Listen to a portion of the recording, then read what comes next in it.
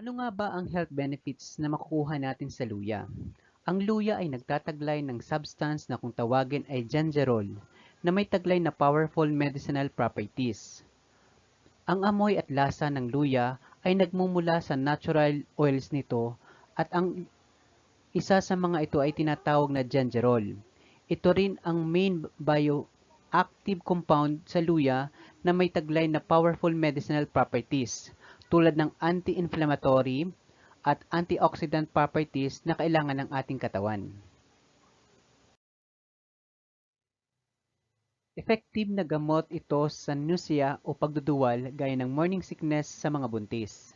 Ayon sa pag-aaral, ang 1 hanggat 1.5 gramo ng luya ay makatulong para makaiwas sa iba't ibang uri ng pagduduwal. Kabilang na dito ang seasickness, chemotherapy-related nausea na dulot ng surgery at morning sickness sa mga buntis. Nakakatulong ang luya para maibsan ang pamamaga at pananakit ng mga muscles. Ayon sa isang pag-aaral na nagsasabing ang 2 grams ng luya sa isang araw sa loob ng 12 araw ay makakatulong para maibsan ang muscle pain. Hindi man ito magdudulot ng mabilisang epekto, ngunit makakatulong naman ito para maibsan ang pamamaga ng mga muscle lalo na sa mga dulot ng pag-eehersisyo. Health benefits ng luya. Ang inflammatory effects ng luya ay nakatutulong rin para sa may osteoarthritis.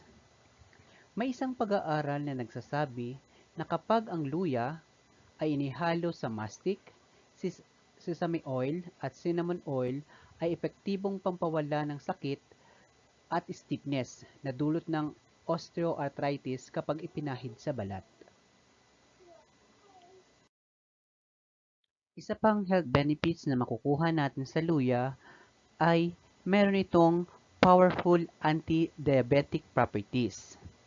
Ang isa sa pinaka mahalaga na properties o benefits na makukuha natin sa luya ay ito ay nagpapababa ng sugar level sa ating katawan.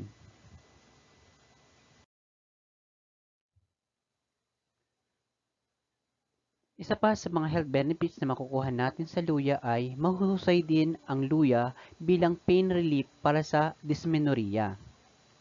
Isa pang benepisyo ng luya lalo na sa mga kababaihan ay ang paggamot nito sa sakit na dulot ng regla o dysmenorrhea.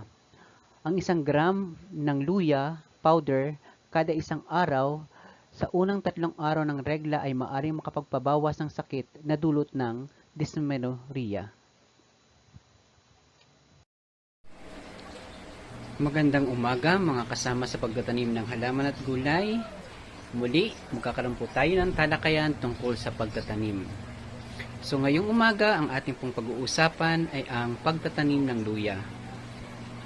So ito po yung isa sa mga paso na aking tinaman ng luya. So ayan, ang luya naman po ay for 3 to 4 months ay pwede na pong anihin, pwede nang tingnan kung ito ay meron ng laman o wala. Pag-uusapan din po natin kung ang mga health benefits na makukuha sa luya. Ayan. So, ito po ay nakatanim lamang sa isang maliit na container, no? Pero sa mga ganitong maliit na container, ayon po sa aking karanasan sa pagtatanim, nagkakaroon naman po ng laman, ano, ng luya. Nasa 3 hanggang 4 ang po pwede nating makuha na malalaking luya. Depende po kasi sa kung saan paano natin ito itinatanim. Ayan.